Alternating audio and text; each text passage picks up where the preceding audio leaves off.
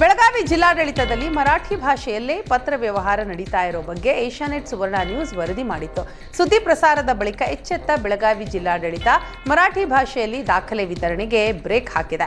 Online ಮೂಲಕವೇ ದಾಖಲೆ ವಿತರಿಸುವಂತೆ ಆದೇಶ ಹೊರಡಿಸಿದೆ. ಜಿಲ್ಲೆಯ ಎಲ್ಲ ಪಿಡಿಒಗಳಿಗೆ ಬೆಳಗಾವಿ ಜಿಲ್ಲಾ ಪಂಚಾಯತ್ ಸಿಇಒ ರಾಹುಲ್ ಶಿಂದೆ ಆದೇಶಿಸಿದ್ದಾರೆ. ಈ ಸ್ವತ್ತು ಮೂಲಕವೇ ದಾಖಲೆ ನೀಡಬೇಕು ಅಂತ ಸುತ್ತೋಲೆ ಹೊರಡಿಸಿದ್ದಾರೆ. ಇದು ಏಷ್ಯಾನೆಟ್ ಸುವರ್ಣ ನ್ಯೂಸ್ನ ಬಿಗ್ ಇಂಪ್ಯಾಕ್ಟ್.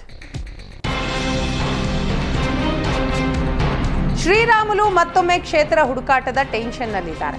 ಈಗಾಗಲೇ ವಿಧಾನಸಭೆ, ಲೋಕಸಭೆ 2 ಚುನಾವಣೆ ಸೋತಿರೋ ಶ್ರೀರಾಮುಲು 3ನೇ ಸೋಲಾದರೆ ರಾಜಕೀಯ ಜೀವನದ ಅಸ್ಥಿರತೆ ಕಾಡುವ ಭೀತಿ ಎದುರಾಗಲಿದೆ. ಹೀಗಾಗಿ ಮುಂದಿನ ರಾಜಕೀಯ ಭವಿಷ್ಯದ ಚಿಂತೆಯ ಹಿನ್ನೆಲೆ ಈಗಿನಿಂದಲೇ ಸೇಫ್ ಕ್ಷೇತ್ರದ ಹುಡುಕಾಟದಲ್ಲಿದ್ದಾರೆ ಅಂತ ಹೇಳಲಾಗ್ತಾ ಇದೆ. ಮೊನ್ನೆವರೆಗೂ ಬಳ್ಳಾರಿ ಗ್ರಾಮಾಂತರ ಬಿಟ್ಟು ಕೂಡ್ಲಿಗಿ ಕ್ಷೇತ್ರದಲ್ಲಿ ಸ್ಪರ್ಧೆ ಮಾಡೋ ಬಗ್ಗೆ ಹೇಳಿದರು. ಆದರೆ ಇದೀಗ ಮಾತು ಬದಲಾವಣೆ ಮಾಡಿರೋ ಶ್ರೀರಾಮುಲು ಆವತ್ತಿನ ಸ್ಥಿತಿಗೆ ಕೂಡ್ಲಿಗಿ ಅಂತ ಹೇಳಿರುವೆ ಅಷ್ಟೇ ಅಂತ ಹೇಳ್ತಾರೆ. ಬಳ್ಳಾರಿ ಗ್ರಾಮಾಂತರ ಕ್ಷೇತ್ರ ಬಿಟ್ಟಿಲ್ಲ. ಕೂಡ್ಲಿಗಿ, ಮೊಳಕಾಲ್ಮೂರು, ಹಡಗಲಿ, ಹಗರಿಬೊಮ್ಮನಹಳ್ಳಿ ಸೇರಿದಂತೆ ರಾಜ್ಯದ ಎಲ್ಲ ಕಡೆ ಓಡಾಡ್ತಾ ಇರುವೆ. ಸದ್ಯ ಖಾಲಿ ಇದ್ದು ಪಕ್ಷ ಸಂಘಟನೆ ಮಾಡ್ತಾ ಇರುವೆ ಎನ್ನುವ ಶ್ರೀರಾಮುಲು ಸೇಫ್ ಕ್ಷೇತ್ರದ ಹುಡುಕಾಟದಲ್ಲಿದ್ದಾರೆ ಅಂತ ಹೇಳಲಾಗ್ತಾ ಇದೆ. ರಾಜ್ಯದಲ್ಲಿ ಸುಗ್ರೀವಾಜ್ಞೆ ಜಾರಿಯಾದರೂ ಫೈನಾನ್ಸ್ ಸಿಬ್ಬಂದಿ ಕಿರುಕುಳ ಬಡವರಿಗೆ ತಲುಪ್ತಾ ಇಲ್ಲ. ಫೈನಾನ್ಸ್ ಕಂತು ವಸೂಲಿಗೆ ಬಂದ ಸಿಬ್ಬಂದಿ ಮನೆಯಲ್ಲಿದ್ದ ಹಣ ಮತ್ತು ಬಂಗಾರ ತೆಗೆದುಕೊಂಡು ಹೋಗಿದ್ದಾರೆ ಅಂತ ಆರೋಪಿಸಲಾಗಿದೆ. ಹಾವೇರಿ ಜಿಲ್ಲೆ ರಟ್ಟಿಹಳ್ಳಿ ತಾಲೂಕಿನ ಕಡೂರು ಗ್ರಾಮದ ಸಂಪವ್ವ ತಳಗಟ್ಟಿ ಎಂಬ ಮಹಿಳೆ ಈ ಬಗ್ಗೆ ದೂರು ದಾಖಲಿಸಿದ್ದಾರೆ. ನವಚೇತನ ಫೈನಾನ್ಸ್ನಲ್ಲಿ 50,000 ರೂಪಾಯಿ ಸಾಲ ಪಡೆದಿದ್ದ ಕುಟುಂಬ ತಿಂಗಳಿಗೆ 2 ಕಂತುಗಳಂತೆ 1,250 ರೂಪಾಯಿ ಕಂತು ಕಟ್ತಾ ಇದ್ರು.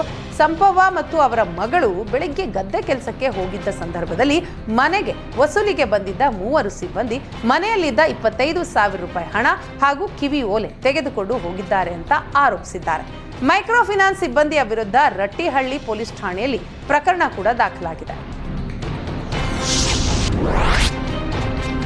ಸಂಭಲ್ ದೇಗುಲದಲ್ಲಿ 46 ವರ್ಷಗಳ ಬಳಿಕ ಸಂಭ್ರಮದ ಹೋಳಿ ಆಚರಿಸಲಾಗಿದೆ. ನಗರದ ಖಗ್ಗು ಸರೈ ಪ್ರದೇಶದಲ್ಲಿಯ ಕಾರ್ತಿಕೇಯ ಮಹಾದೇವ ದೇಗುಲದಲ್ಲಿ 46 ವರ್ಷಗಳ ಬಳಿಕ ತೀವ್ರ ಭದ್ರತೆಯ ನಡುವೆ ಭಕ್ತರು ಹೋಳಿ ಹಬ್ಬ ಆಚರಿಸಿದರು.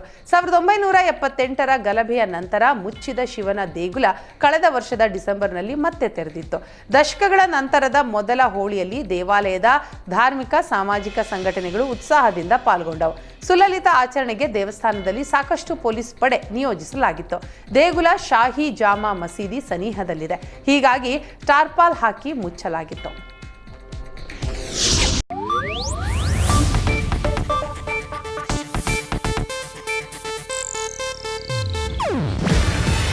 ಇದು ಏಷ್ಯಾನೆಟ್ ನ್ಯೂಸ್ ನೆಟ್ವರ್ಕ್ ಪ್ರಸ್ತುತಿ.